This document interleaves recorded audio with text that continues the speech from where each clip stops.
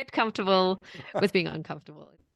Hello, and welcome to the BIG5D Podcast, the voice of SME digital transformation in Africa.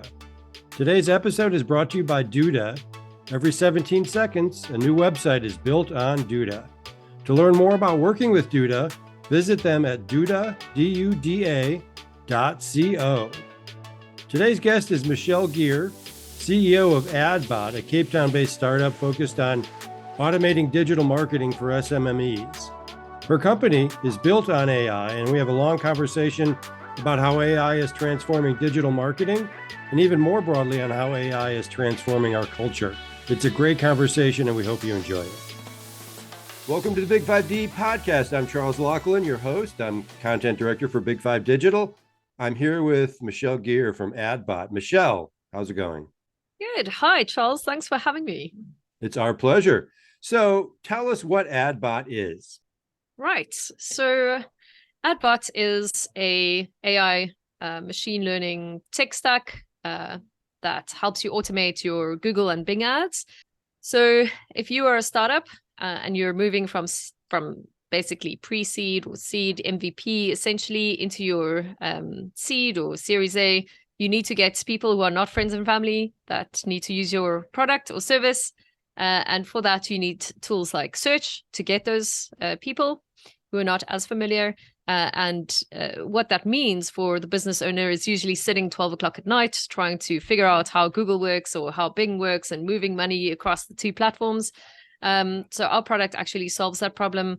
You use Adbot to do all your search advertising for you on both Bing and Google, and it automatically just manages all for you. So you don't have to sit there. You can sit and code.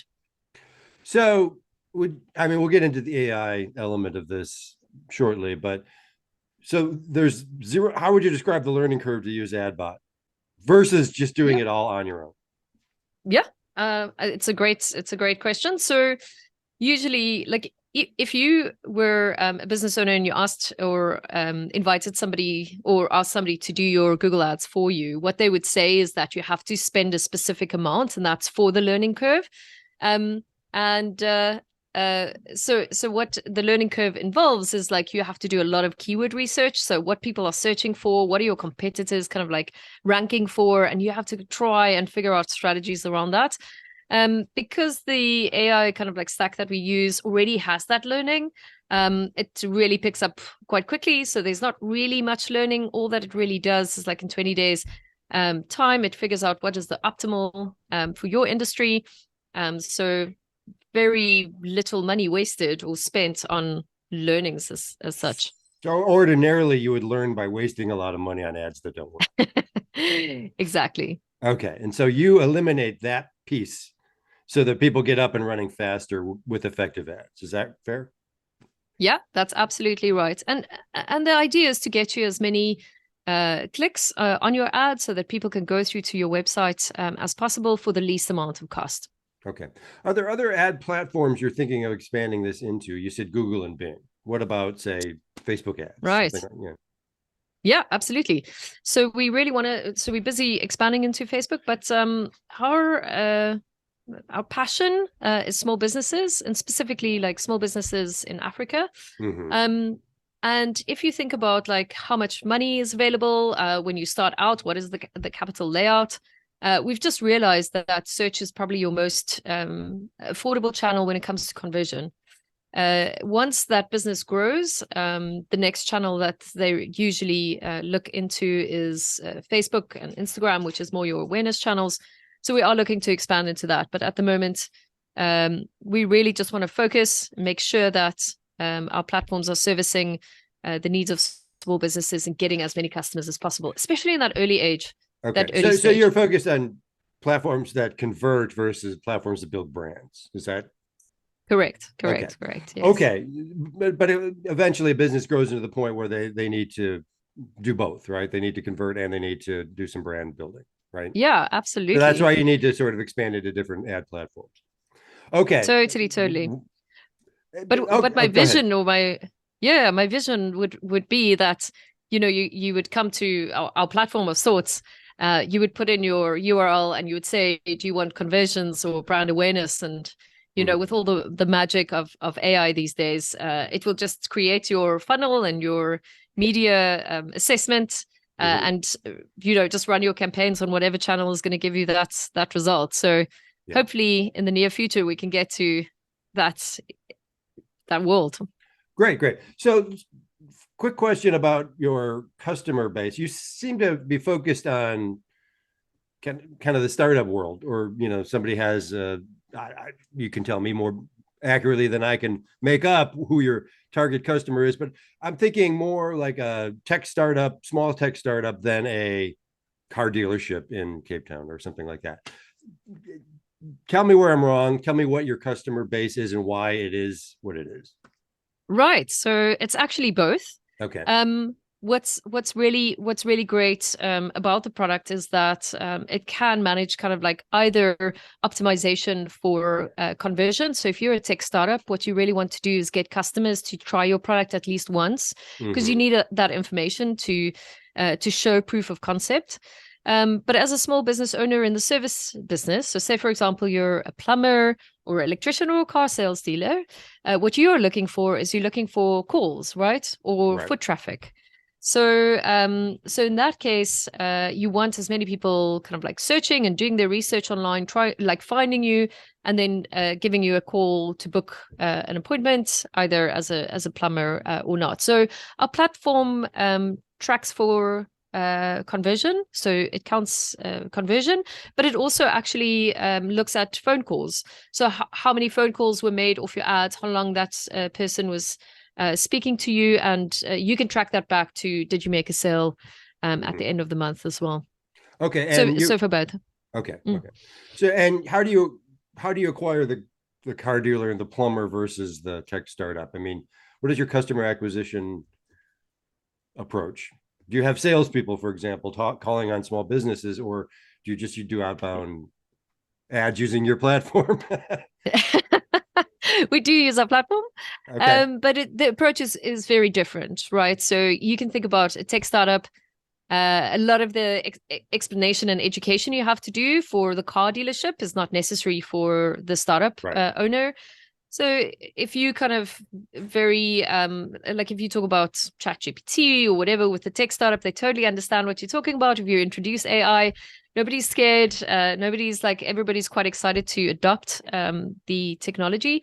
So with those guys, we really kind of work within the community. We try and be as part of the community as possible. So we attend a lot of like conferences where these guys gather. Our office is in that space, and we do a lot of conferences to reach the tech community specifically, and then obviously the traditional digital channels.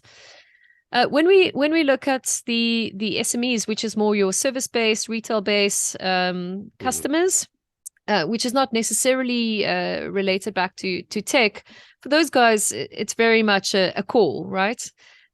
Because you don't know what you don't know. So and especially the older businesses, so what they knew is that in the 80s, they could list their business on Yellow Pages, which doesn't exist anymore. So they don't really have a tool that they can list on, and they're not really considering search as necessarily that tool. But the reality is that Google and now Bing is taking over that space from Yellow Pages. If somebody's looking for a service, they pick up their phone and they Google it. So it's a lot more education, and that is done usually through calls and some interesting conversion funnels that potentially start what other things work with that sort of older service-based or retail-based small business, sort of the Tinker Tailor candlestick maker kind of small business? Yeah, totally. Facebook works really well for introduction and just kind of like a curiosity part, which is then followed up by remarketing. So in the remarketing, we give a little bit more information, and then that is followed by emails and phone calls. And we have to obviously kind of like run through the entire. So you're funnel. Looking for somebody who engages with some content before you reach out to them one-on-one in some way. Yeah, exactly. Yeah. Okay. It's very hard to have a conversation about Google with somebody who's not really very No, tech no, they have savvy to have unless shown they're some interest in some way yeah by clicking on exactly something or filling in a form or whatever it is. exactly Okay, I want to exactly learn more. They told you in some way that they want to learn more. The phone call would be otherwise wasted, right? And you don't have the resources. Who does have the resources to totally. that kind of selling anymore? I would love to just phone everybody and talk about why Google No, and you Bing wouldn't. and I search is don't think you would, important. because that doesn't really work. If I wasn't paying for it, I would totally. Important caveat there. Okay, I want to move on to more broad issues in the time we have left, because AI is, prominent in your, it's not, well, bot kind of implies AI, and then it's prominent in how you describe yourself. So let's talk about that for a few minutes. I think for a lot of people, they think AI was just invented yesterday, and it just showed up with ChatGPT, and oh my God, now it's taken over. I mean, of course, if you've watched movies over the years, we know it's been around for a while, but it has been around for a while, and it's been running in the background of a lot of the things we interact with for a very long time. And so when did you first discover AI as a technology that was creating an opportunity for you to build a business? Yeah, it's a really interesting kind of like subject matter, as you said. Like everybody all of a sudden knows about AI, right? And I love the fact that ChatGPT is now out, because it's much easier to explain what it is that we do. The reality is, like 6 years ago, when we started building and collecting the information for our AI stack, nobody knew this was a thing. We had to kind of like frame our offering in a report rather than a product, to collect information, and from there kind of just make sure that we obviously stay with the times and make sure that the AI keeps adapting to what it is. What I think is really amazing about ChatGPT is, for the first time, it is showing customers the use of that type of technology. So it's like an expression or a front end or whatever you want to call it, which is really great for us, because November, so ChatGPT in South Africa launched over December. So November, I remember having conversations and having to explain, what is AI? What does it do? Is it a real kind of like robot doing the work? Or and after December, I literally can go up, and maybe even the older guys, the candlestick guys you were talking about, and just say to them, like, it's ChatGPT, but instead of words, it's ads. And they go, oh, I get it. Totally. Right. That's the automation. That's the automation. Right. Yeah, exactly. And that's the automation. That's literally it. Yeah. Does that answer your question? I can go on about what I forever. thought was interesting, I was having this conversation elsewhere that, and the point was made that ChatGPT is probably the greatest example of product-led growth ever. And the fact that they just put it out there, and that the adoption curve, it wasn't even a curve, it was just a straight line up, basically. And absolutely seeded the world basically for all this enterprise selling that's going to go on for OpenAI. And there's going to be some incredibly rich, well, it's already happened, I'm sure. But the richest ones are going to be Microsoft. Let's be fair. Probably. So getting back to that, is Bing a new part of your offering, or have you been offering Bing since day one? And is it any way related to their AI? No, so this adoption of ChatGPT is actually kind of like where Bing comes in. So if you have a look at market share in Africa over the last year, starting January 2022 up until January 2023, you'll see that market share of Google ads, or just Google in general, is taking a nosedive. And the opposite to that is that Bing is really picking up on market share, which is really interesting. And I think there's a couple of reasons why. I think Microsoft was really smart with their strategy about kind of like their what do you call it, like maybe closed circuit offering. So think about it. If you're in a bank anywhere in Africa, you get a job and you get issued a computer. You have Microsoft Suite on there. Bing is preloaded as your search engine. Firewalls are really quite high. And then people bypass that and start using Google, right? Yeah, that's been what's happened. Yeah, that has been that's been what's happened. Mm-hmm. But now with the adoption of ChatGPT, people are seeing like that's integrated into Bing now. So in March it was launched. So you have ChatGPT available on your search. So a lot of people are going back to Bing, and because there's no need to change, or people are thinking like this is the way to search. And all that kind of perception that's created around this massive adoption of ChatGPT, Bing's market share is really, really climbing. Also, they incentivize their users and give them credits every time you search, which is very interesting as well. And you can exchange it for Xbox games. How much of an impact is that having versus just all the PR around ChatGPT and the actual utility of it being embedded in the search? I think all the strategies work together. I mean, being a startup myself, exploring like different strategies for ourselves in getting market access. I think it's the combination of it, like having the closed circuit, giving the credits for the kids to buy Xbox games, plus ChatGPT. To be honest with you, I think ChatGPT has probably got the biggest kind of like influence on it. But I think the strategies together with that helps a lot. Okay. I'm going to pivot away. You're a startup yourself. What year did you launch the business, or how long have you been in business?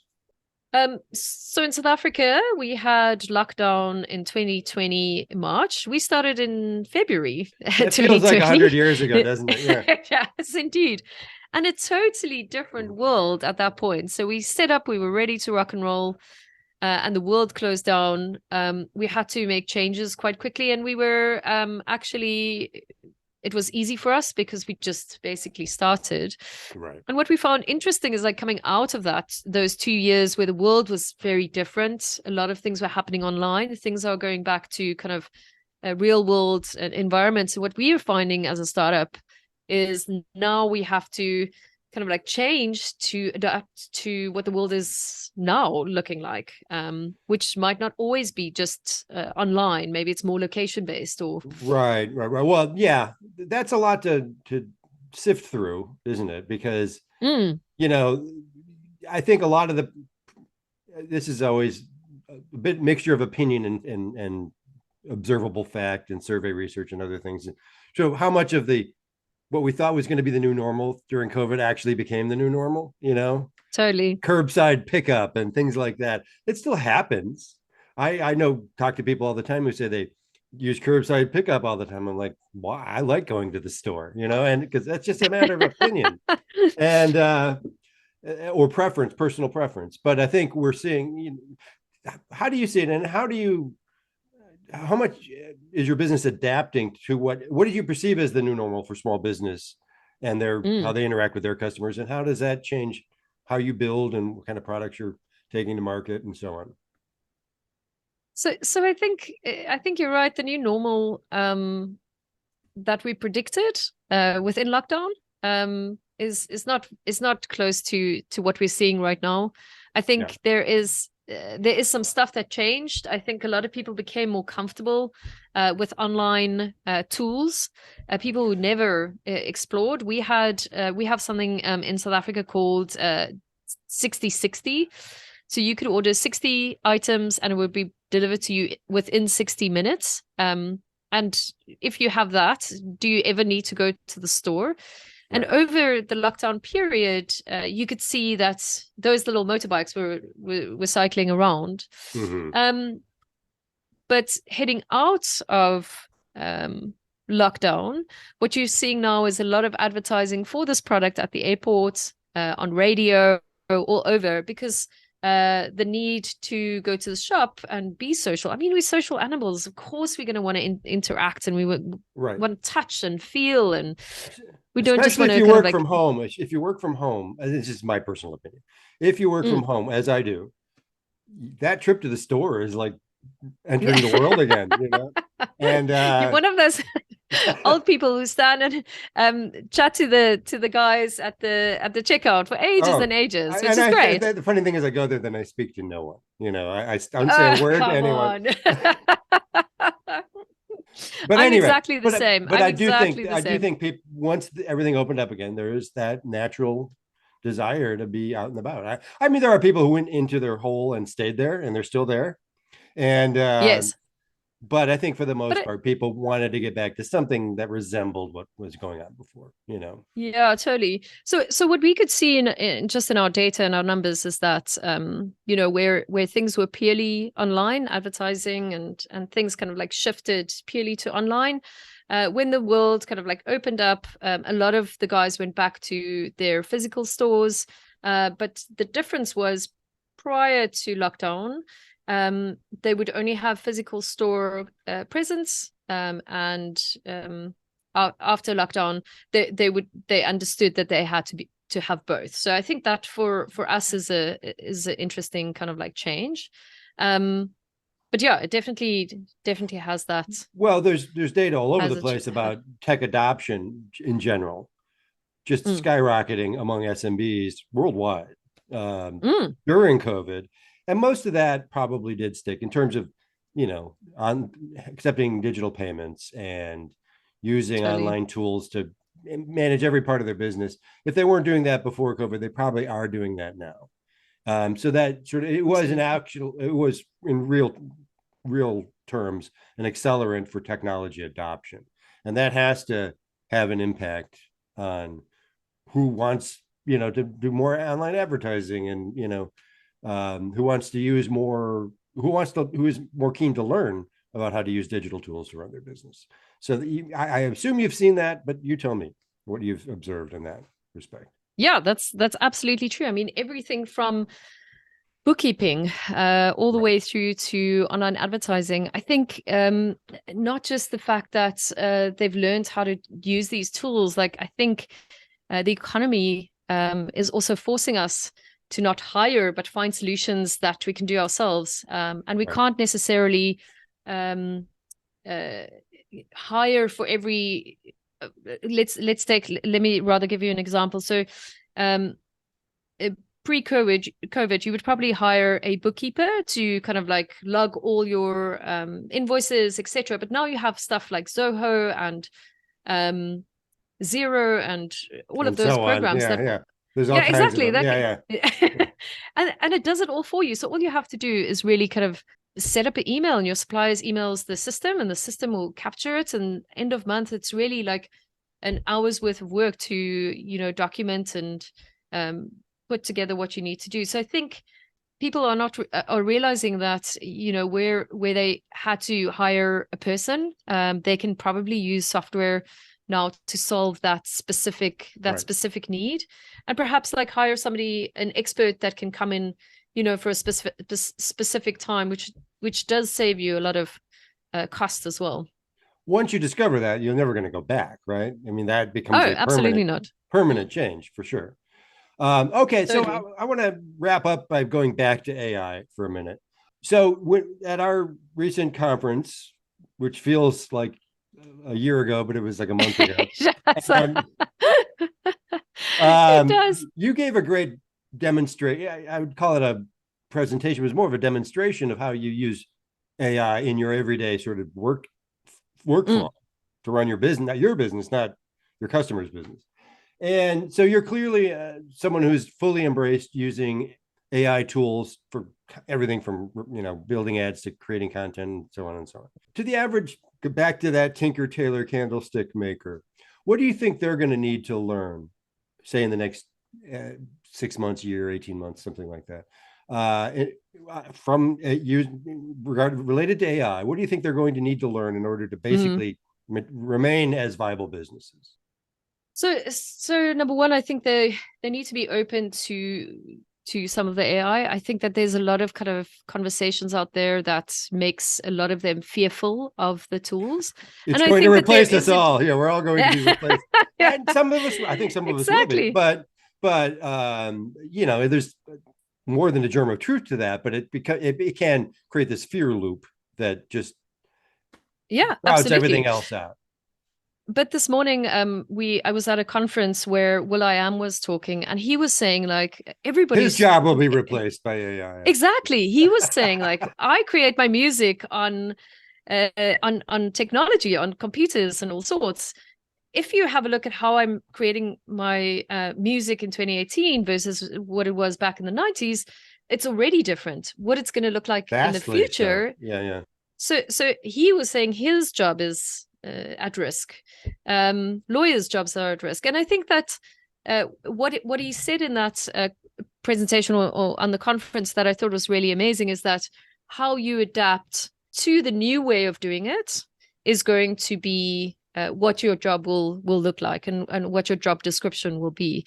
But it will no longer be unnecessary task-orientated things. It will be more kind of like creative input or strategic input. And I think that's the thing that small businesses should learn. How do you prompt this thing? Whatever this thing is, it might be visual, it might be copy, it might be music. How do you prompt it? How do you guide it so that it gives you your input? And I think that's something that we'll have to learn. And what's really interesting is like, isn't that the same as how you would instruct a employee? Well, I think what's going to be interesting to see shakeout is where a unique individual point of view, tastes, preferences, etc., ends, and where sort of AI takes over, and how much of the individual, tastes and preferences and so on, whatever it is, remains or does it grow in importance or does it diminish in importance? Does AI take any of that over as it, I don't know the answers to these questions, but it's sort of where will the human contribution be most lasting, I guess, versus what AI can contribute. I don't think we know the answer to that, right now, but we totally don't. But what I do believe is that humans are exceptionally creative, and we're very strategic. And I think for quite some time that will be our input, is being strategic or creative. If we didn't have to, if the machine understood creativity or the strategy, then Elon Musk could have built his entire factory just using machines. But isn't it emulating it in some way already? And but is it is it discernible from human creativity and strategy? And again, open question. I don't. Yeah, totally. It's a very interesting question, and I think like these debates are really good to have because it will at least kind of like give us some guides on where we need to go in the future. I mean, for example, the writers' strike that just happened in Hollywood in the U.S. One of the main topics that remains at issue is AI. Yeah, of course. And so everyone's like, where does my input still matter, and where does the machine just do it all? I cannot see the machine writing Fleabag like Phoebe Waller-Bridge. I'm sorry. I would hope not. I mean, that was brilliant. I mean, it's genius. Like it's so. Could Phoebe? I don't either. But who knows? But could Phoebe instruct the AI to give I have creativity? I have a great idea. You do the rest. Maybe. I don't know. Maybe that might. Well, I think what'll happen is I have a great idea. Give me something, and then I'll take that and recraft it somehow. That's kind of what's happening. That's already happening, right? It's already happening. Yeah. And so what's the next step for that? And I guess we're getting down a different path here, but those are the things I think about, when I question and I don't know. And I know everyone's asking those questions, and I don't know if anyone has a really great answer. I think the machine will tell us over time, I think. It totally will. But the thing that I'm still very optimistic about is that the machine is being built by us. And now is the time that we can have an influence. Right, which is why Elon wants the pause. I don't know what the pause does, the letter everyone's signing saying we should pause to do what? Exactly. To just take a breath? I mean, what's the pause for? And, I don't know.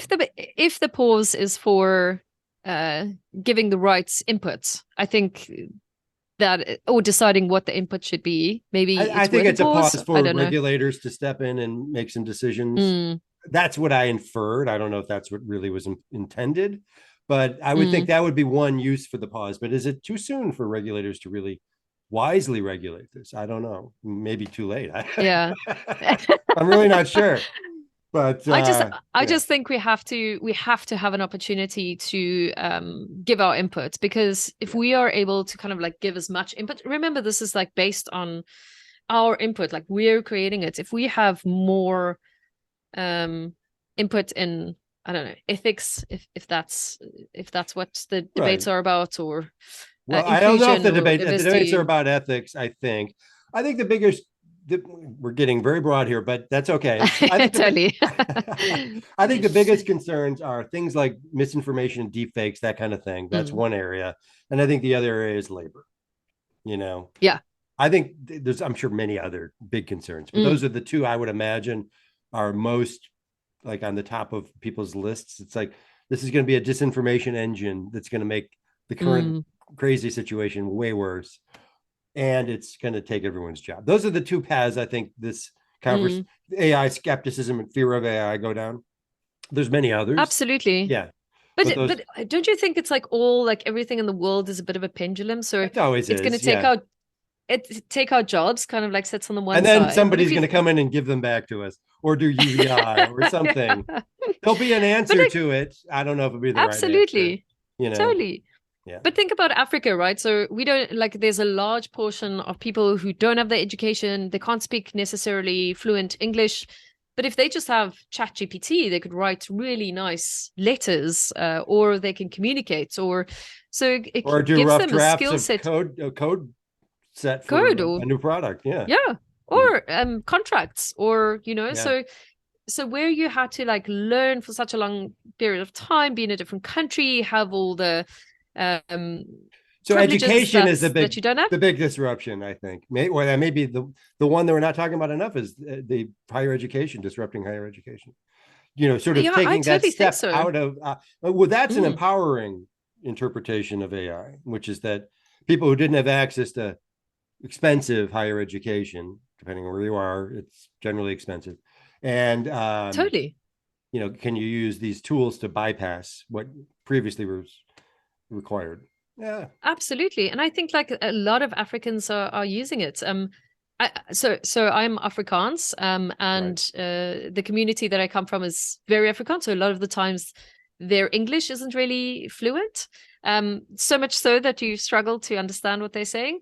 And every single person that I know uses it to either write a SMS or an email in English, in English, so that their English comes across as like real or proper. So they don't mix up the is's and the r's. Yeah, it totally works. Even if your tenses when you instruct it isn't right. Well, I mean, your English is flawless, but if that's very kind. Your cousin who isn't so great started sending me SMSs using this, I would have no idea that someone who struggled with English. Yeah, exactly. I mean, exactly. I believe that makes sense to me. But yeah, these are the small uses that are going to grow into bigger uses, I think. Absolutely. That's generally how this goes. Totally. I think for all the evil that it might cause, I think that there's some leveling of playing fields that it's going to cause, specifically in Africa, because I know Africa. But yeah. Well, that's how technology works. It does, it creates disruptions and it creates opportunities. I think this is no different, just maybe on a much, much bigger scale, and it's very fascinating to watch. It is. I think that doesn't matter what you do, it has to be a little daunting, I don't think there's any question about that, but it's also exciting, and absolutely, it's the best time to be alive. So quick wrap up. What's next for Adbot? What do you want? I mean, where do you want to take the business? What's the next sort of product, customer base, geography, whatever it is? What's the big ambition over the next short term, mid to short to midterm?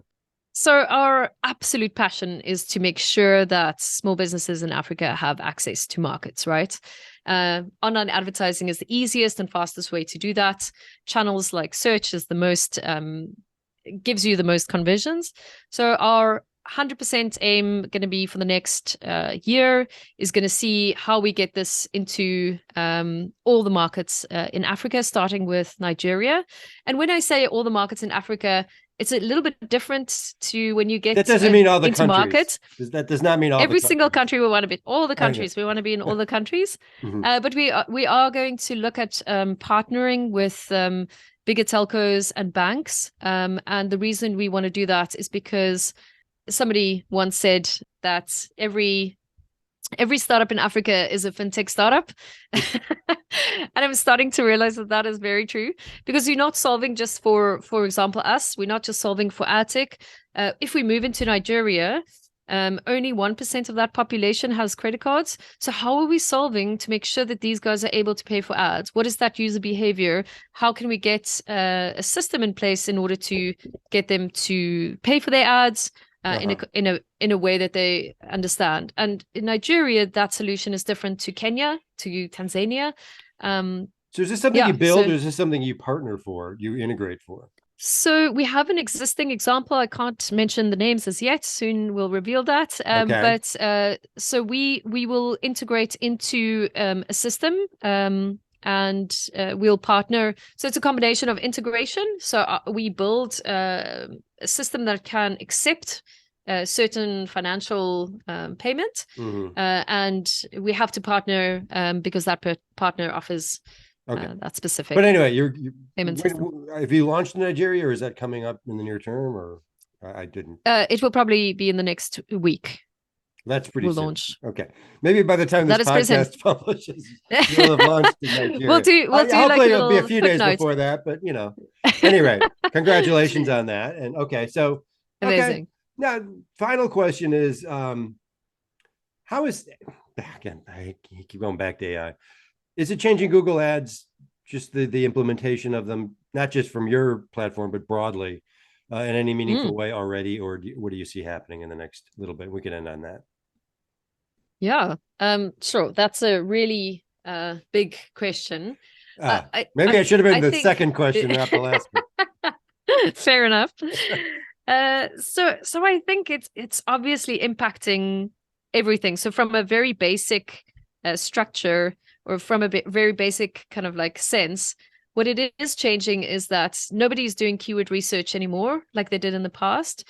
They're asking ChatGPT to do it for them. Okay. Nobody's writing their own Google Ads anymore. They're asking ChatGPT to write it. And it's again that kind of like question that you had a little bit earlier. How is that going to influence our behavior in the future? If we're not asking the questions, or if we're not picking up our phone and asking for something specific, is that going to kind of like give us different results? Is the input going to be different to is the performance of the ads going to change? Is that what you're getting exactly at? Okay. Yeah, totally.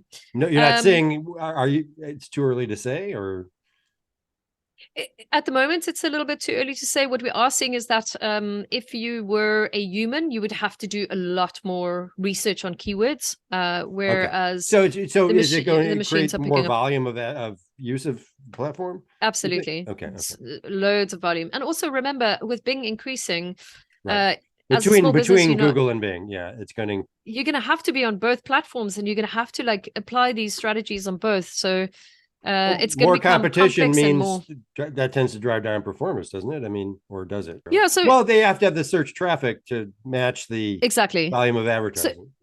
So what we're seeing at the moment, and this is just on our platform, is that Bing, because a lot of the people in Africa get issued with a computer from a bank or institution that they work at, they use Bing to search, but if they got a computer, they have a salary. So the conversion on those searches are a lot higher, but our volumes are obviously still with Google. So it's going to be interesting to see how it plays out. Maybe Google becomes an awareness channel. Interesting to say. Bing becomes more of a conversion channel. Do you really see that, or are you asking that as an open question, or is that what you're predicting? So I am asking it as an open question. At the moment, we're seeing it happening right now, but our data set is too small. You think that might happen? It could. Okay, it could. Okay. And then, like, how do we actually? So imagine you as an advertiser can appear in ChatGPT's results. Like, how's that going to impact? How do you get in there? So U.com is another one that's really, really interesting. I don't know if you're familiar with it. Not terribly. I've but heard of it, but don't know that much about it. Yeah, I'm really finding the user experience amazing. But again, figuring out like how do you as a business appear in all those different platforms. I think, when I started out in the digital industry, we had basically websites. And then Facebook came along. I mean, this is years and years ago. But then Facebook came along. And now if you look at like the online marketing and where you can advertise, it's like just a whole big landscape. And each one has its niche and, so I think the same is going to happen in search specifically. And, where this technology takes us is going to be very exciting. But I don't think we know yet what it's going to disrupt and how it's going to disrupt. But definitely is going to disrupt a lot. The one thing we can be certain about is the disruption. Yeah. Get comfortable with being uncomfortable. It's going to happen. Okay, that's a good way to end it. That's a great statement to end this on. And Michelle, thank you so much for joining us today. It's been a lot of fun. Oh, thanks so much for having me, Charles. Always loads of fun.